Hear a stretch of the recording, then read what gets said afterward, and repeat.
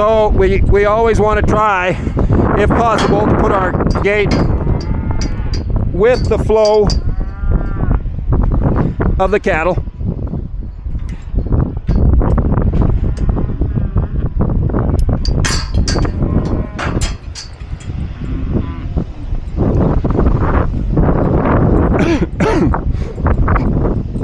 So I'll just see what this little fella here says.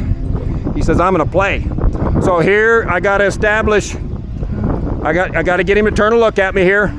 So I'll ride forward just a little bit here to get him to turn a look at me, stop his feet. And now I'll get to a spot. Before I turn in, ask him to go, I'll make sure I'm in a spot where I can be where I need to be.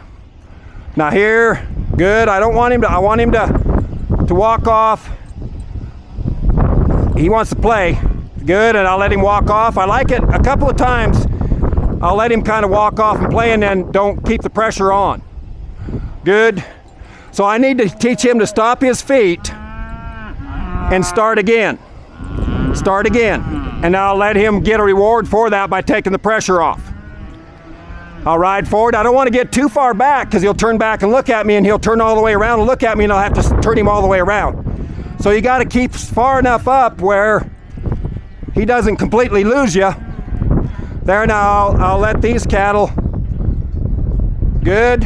Now they're going to try to come on by me, and I'm a little bit late here, so I'll just come here and I'll just work my way this way, and I'll ask him to stop again there, and I'll take a little pressure off when he stops. Now I'll ask him to turn to his right. He's going to turn to his left. There, he's going to make it to the right. Turn to the right, turn to the right, good. Now I got lots of cattle. If I have too much movement here, he's gonna want to go with them. So I got to slow this movement down here. That's just right. Good, now I'm gonna send his mind that way. Now this calf's gonna draw him off, so I'm gonna stop this front calf here. Good, I got him stopped. Now I'll ask him to turn and look the other direction. If this guy wants to go with him, I'm plumb happy with that. Would you stop that? She is smart. So I'll ask him to just turn and look to his left, not to your right. You got to turn. Well, now he's going to come through. Now he's going to switch eyes this direction. Now I'll ask him to look that way. Now I'm going to ride right forward and send. I'll try to send him back to that other calf. That other calf could draw him if I can get there to get his eye pointed that direction. So I got it there, and I'll get wide here. Good, so that's a real nice example of, see, if you get too far back, like a lot of pen riders when you're first starting out, you get too far back and then the animal turns all the way and you got to completely start over. So if you stay forward and keep the pressure on just in the right spot, they don't completely leave you and want to go back to the bus. See, an animal can only think of one main thought at a time. So if we leave him and take the pressure off, don't keep him maintaining pressure, he's going to forget about us and go back to his buddies, and then you're going to have to overcome that and bring him back to you. So it's real important to understand that. A lot of people, you know, this whole cattle handling thing is all about low pressure, low stress. Well, sometimes I think that mindset creates more problems than maybe somebody has a little too much pressure. Now, don't take that the wrong way, because too much pressure is too much pressure. And it's all a matter of just thinking about it and our mindset. Anytime you start yelling and screaming and slapping your legs, you've lost the, we'll call it a real kind of a personal pressure, and now you're using a mass pressure. And anytime you're using a mass pressure, like we learned yesterday, mass treatment sometimes can be very effective. And when you got a lot of cattle and you use mass pressure, sometimes it can be very effective at moving cattle. But when you're trying to move cattle with feel, timing, and balance, you've got to have that real personal connection with that animal. And that's when stockmanship gets to be fun, right? That's when pulling a calf really gets to be nice. So I'll see if I can get the rest of these cattle to come out of here. And so what I'll do is I'm gonna come to my cattle. Oops. I'll come to my cattle here, and I'm gonna find a leader. So I like to use leader follower.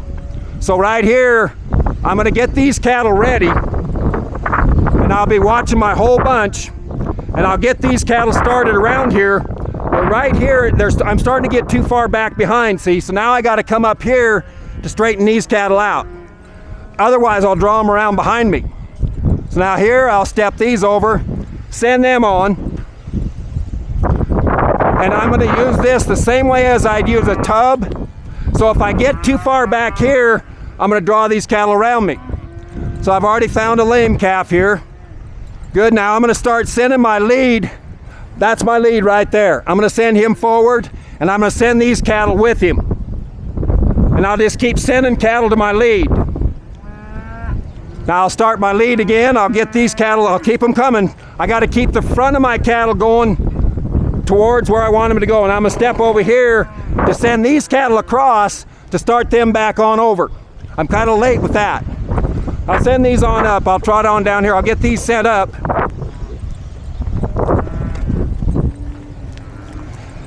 And now I'll start these right here. You got to see things outside of your eyes too. Now here I got a leader started. See, I got a leader started through the gate. So what I want to do is I want to make sure somebody sees him going that way. So I'm going to send some energy towards that calf up there at the gate. And I'll just send some cattle. Now I got flow going towards the gate. I'll just watch and I got flow going both ways. So now I got those started. Now I'm gonna come back here. I'm gonna send these cattle on.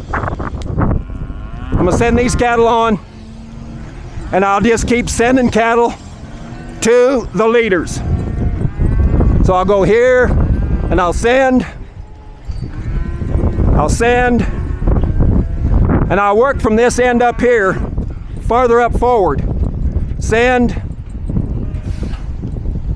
Now I can send it step over here and send these.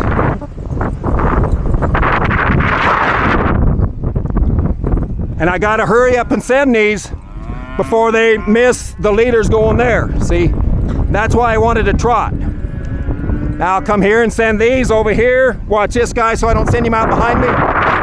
Whoop, whoop, whoop, whoop. And that was my fault. I was a little late, but that's all right. So here, now I'll send this guy on up.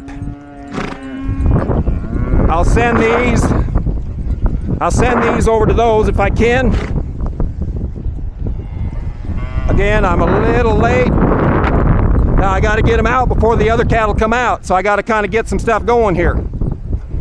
Good. Now I'll send here.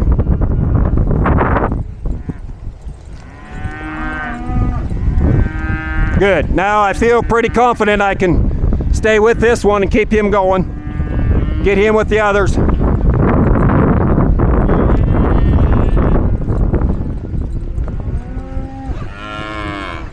And I'll be aware of my mud hole. So I'll take him out there and I'll just ask this guy. Now see, I drew him to me. I had to send him back. Now I'll watch these guys a little bit, but I'm watching my lead. So I see him there, them there, good. Now I gotta send his eye to the right. So I gotta come up here, put my pressure at the triangle at the nose.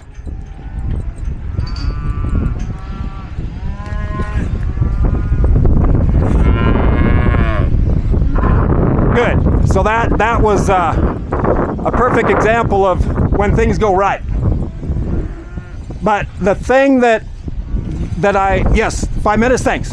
The things that I want to really do, and the thing that I think has helped me with my stockmanship more than anything else, is instead of driving cattle from the tail, I drive them from the triangle and the neck. Exactly where Kirk and Ron are going to talk about giving an injection, which we've heard for so long. If I change my pressure from the tail and push them and I'm driving their nose out that gate rather than their whole body, that changes the whole dynamics of how I work. Now, when I was trotting there, that's about as fast as you should ever get in the pen. And the only reason I got that fast was because I wanted to hurry up before the cattle came out of the pen on me. So there's really no reason, shouldn't be ever a reason to lope. If you're loping, you're late, unless it's time to eat or something, or you really got to go to the bathroom, then lope back to the house. But keep things at a walk. This right here, I go to a lot of feed yards, you cannot have that. And the reason you can't have that is people have made mistakes and done the wrong thing with the rope or the horse, and we lose a very valuable tool. You're not going to use this rope to drag a cow out of this pen here, but if you have one under the fence or something, you could sure maybe drag one out under the fence. So as we are walking pens or riding pens or shagging cattle or whatever it is, don't abuse the privileges that we have, or it's going to get taken away from us and be made harder and harder as we go. A good stockman's a good stockman. I don't care if you're in a feed yard, in a dairy, a calf ranch, or some grass-fed thing in Wisconsin. A good stockman understands animals, sees what they need, and gives it to them, and then learns from each experience so we can keep getting better and better. And that's a great thing about this thing is you never ever get as good as you want to get, hopefully. Like I'm really trying to live a long time so I can keep doing this because it's so much fun learning and getting better. And it's such a good quality of life when you get good at something and really get better at it. And it can be it can be like some of the worst days I've ever had in my life are riding in a feed yard. And some of the best days I've ever had in my life have been riding in a feed yard. The higher my skill level goes, the higher the people's skill level that I get to work with, the less bad days I have, the more productive I am, and the more proud I can be when I walk out of this feed yard today. Did I do a good job and make my worth what they paid me? And I can feel real good about myself. The better my skills get, the more I can feel proud to walk out and come back the next morning and say, let's go boys, let's do her again. And I think that's what a good stockman is and a good pen rider or pen walker. Questions, comments? You mentioned that to find sick cattle, you look for the ones that look abnormal. Specifically, what are you looking? What are some signs that you're looking? Yeah, so it depends, the cattle, but of course a drooped head, a soft eye or a dead eye, and cattle that don't like to look at you. You know, that's something that when cattle don't like to look at you, you can maybe go look at them again because they might have something wrong with them. And I'm like when I go to feed yard and we're riding pens and they say, you take that pen, I said, no, I ain't doing that because I'll miss cattle. Because my job isn't there to find sick, it's to help people find sick cattle. So when you're finding sick cattle, you've got to understand what normal looks like, and not normal, like normal for this pen is different than normal for that pen. And you've got to understand, and that's why we like to ride on that one pen. You find what normal is, and then you go from there. When you first start riding pens, you can see all the lames, all the eyes, all those things that are easy to see, and then your skill level increases. And I'm telling you, I'll say this, and I'm not, this is just fact. I've ridden pens for a long time with a lot of different riders, and Mexican pen riders can learn to look at an animal and ride in a pen, and I don't even think they're looking at cattle, and they're seeing everything in that pen. And a lot of US riders do the same, but they have to have experience, and their mind has to be right. Mindset is such an important thing on finding animals that need our help. And that is something that you guys really need to think about a lot. How can I get that? Where can I go in here and see the animal that needs me? And that's what I think is really important with pen riding. It's probably one of the hardest,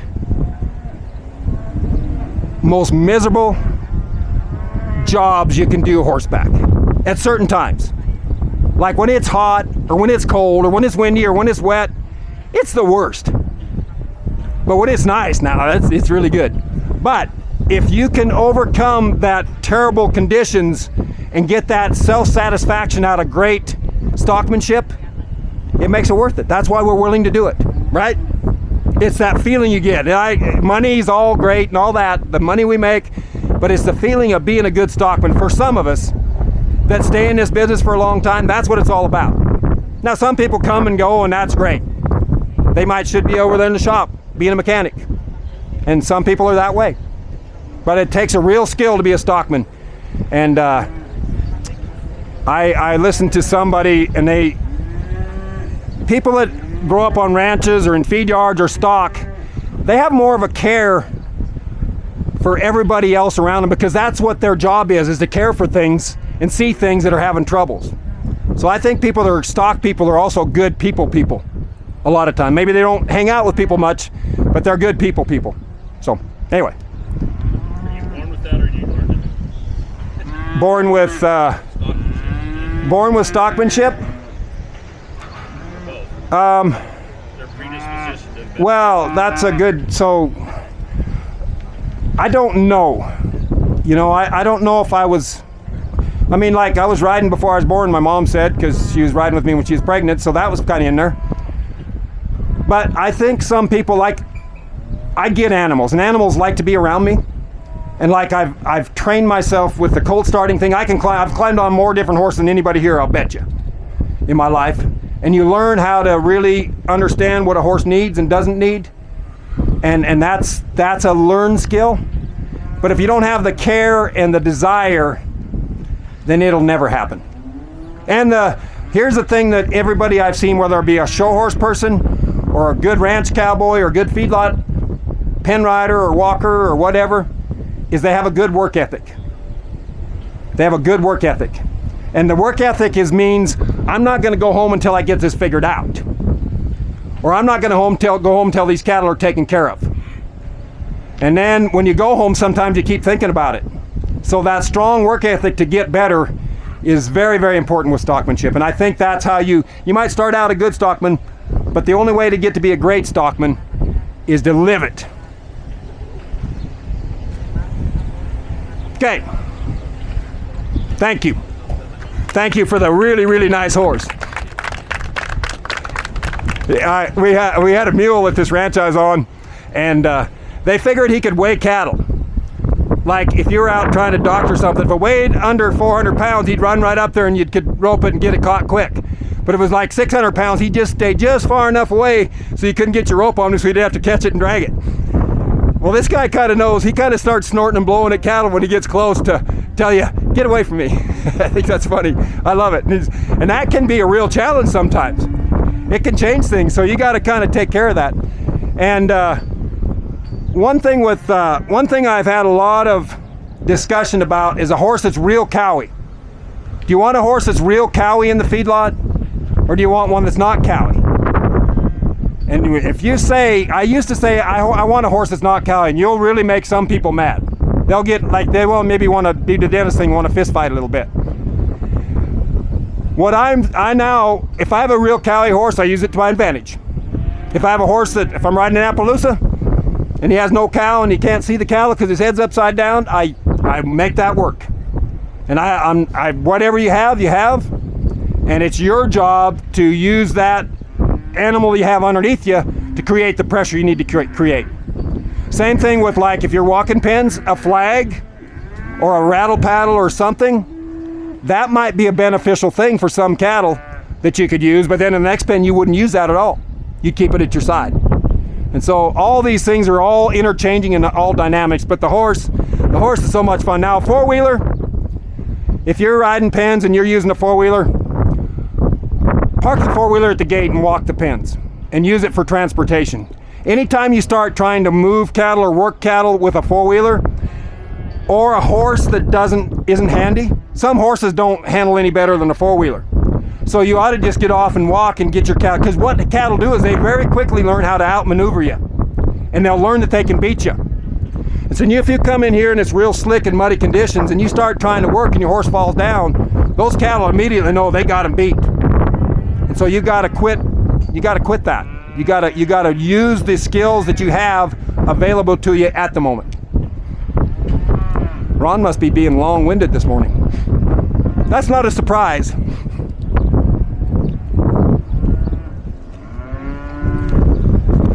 Okay, Enrique, I'll be looking forward to your deal. Perfect. Thank you, sir. You bet.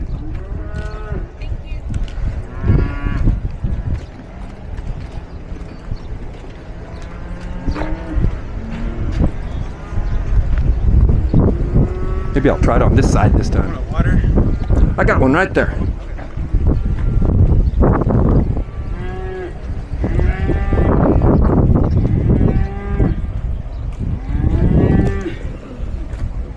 Got it.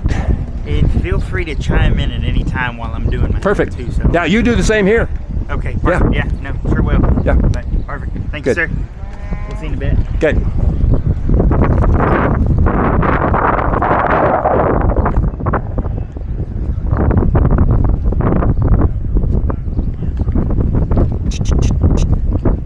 She ends up needing those cattle for processing. Yeah. You can just pull some of those out of that other Next door. in here. Okay. Sounds good. Perfect. That was great. That was great that he come in and got some. That was couldn't have been any better. Good timing. Yeah. I need more tape.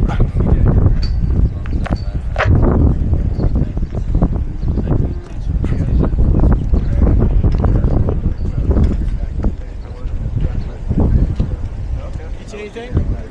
What's that? Can we get you anything? Michaela had that tape. I need to retape here. She must, maybe she has it with her, or did she take it back? Or you got it? Okay, thank you.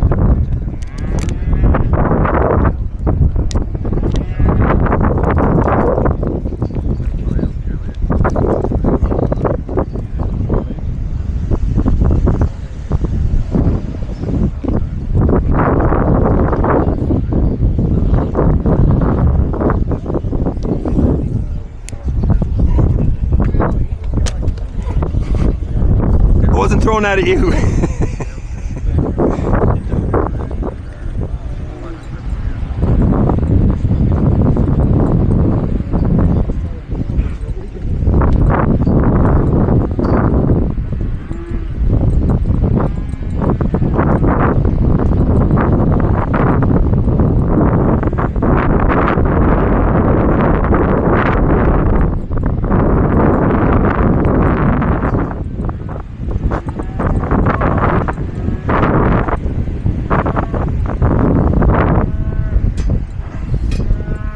I was gonna get that twine.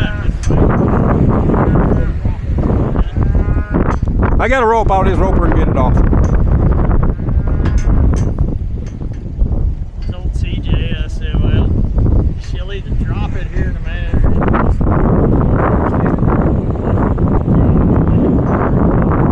Is it a, gotcha.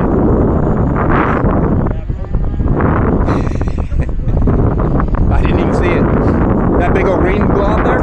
Oh yeah, that'll change things. More or less. Yeah, that's perfect. Thank you. Sure.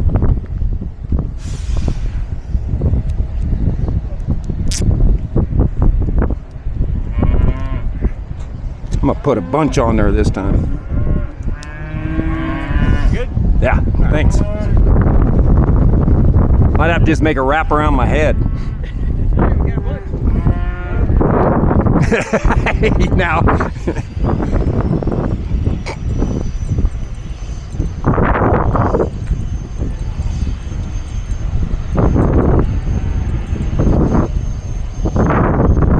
Can I give him a drink out of here?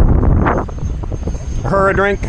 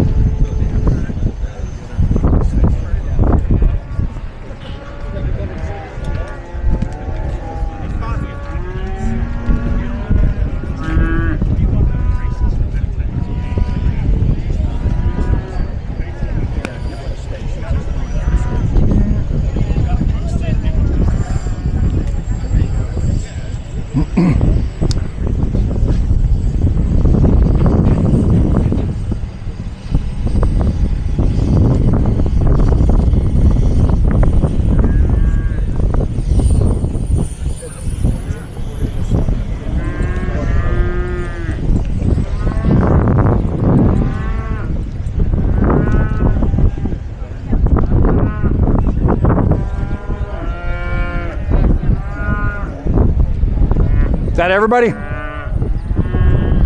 We're good? Okay.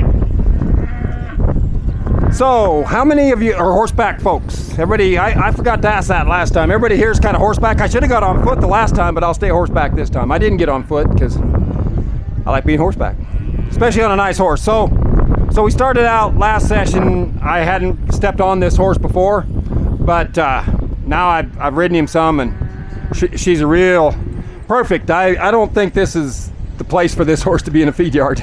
It's probably a little fancier than that, but it's a beautiful, wonderful feed yard horse because it allows me to do the same thing a horseback as I would want to do on foot. You see, and so when you're a horseback, or whenever we're working in a pen of cattle or trying to apply pressure to animals, we have to be mobile enough and put ourselves in a spot where we can apply the pressure at the angle, the degree that we need, and also take the pressure off at the angle and the degree we need.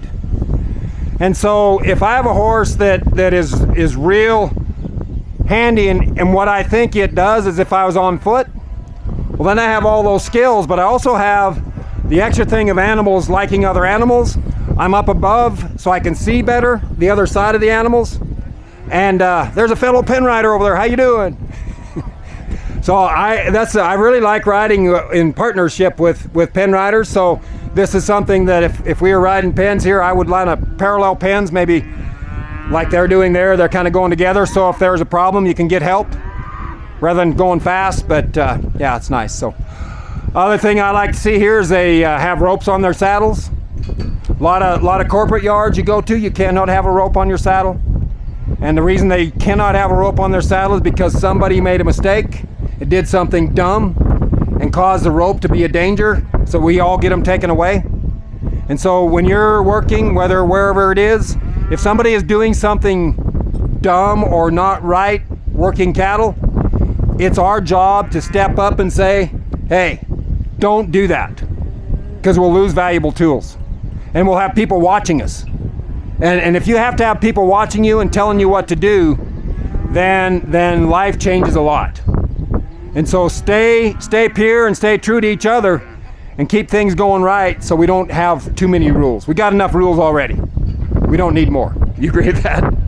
Yeah. And it's so easy to let the adrenaline overtake you when you're trying to get an animal out and it's not working, and you'll overdo things, or you look around and you pull your rope down or do something. Somebody's always watching. Always watching. So be real careful of that. So these cattle, when we first started earlier, they were all out in here, and we had about 3 times as many cattle, and they keep drawing them off for the deal.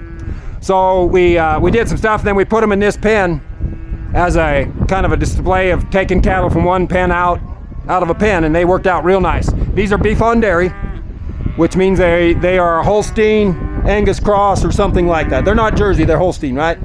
They're Jersey. Okay, I can never tell. I should have known.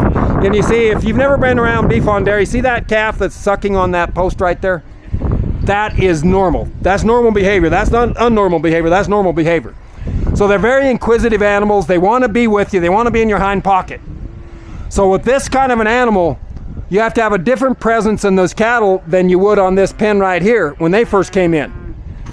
If you put the same kind of pressure on those cattle as you need to use on these, you're going to have them all through over the top of the bunker, out through the back, if they're fresh cattle. So you've got to learn how to read your cattle and know what kind of pressure to use. We'll just start out here. So with my saddle horse here, the first thing that I would say is, if you're a pen rider and you're riding horses or a ranch cowboy or whatever, every time you ride your horse, he either gets better or worse. He gets good habits or he develops bad habits. And so when you're in a feed yard situation and you're riding 8 hours a day, you can create some real bad habits. And you've always got to be watching yourself that you don't get into bad habits that create horses that you have to fix later or change things. Now, I don't like to have tie downs or rings or any of those things that help keep a horse's head where it should be in a feed yard situation or a pasture situation, simply for the safety of a horse keeping his balance or cattle running through it. Safety is a big thing. So if you start riding and pretty soon you got to have a tie down on your horse because he's always throwing his head, you've just increased your danger. Your horse is not as he's not as high quality as he was, and that's because of the way you've been riding. So always be aware of that. When you're riding your horse, at the end of the day, he should be better than when you started. Your cattle, the way they act in the pen or how they respond to you, they should be better at the end of the day than when you ride through that pen than when you started. And if you'll do that, pretty soon cattle get better and better to work rather than worse and worse. And some of the things we do riding the pen, we're only think about riding the pen, and then we forget about having to pull them out of the pen, how the processor have to work. And if we can ride our pens in a way that keep the animal active and lively, not dull and lethargic, they gain better, they convert better, they work better in the processing pen, and we prepare them for that last final deal when they go to the harvest facility, and we don't end up with a bunch of dark cutters if we've been handling these cattle and they get used to it. So our job is very, very important. So for me to be a horseback or to work cattle, I think of pressure. So when I'm riding Yeller here, so when I'm going forward here, I'm riding in a driving pressure. So I'm driving my horse forward. So my seat, my legs, my hands, everything is forward. And I'm looking out there and I'm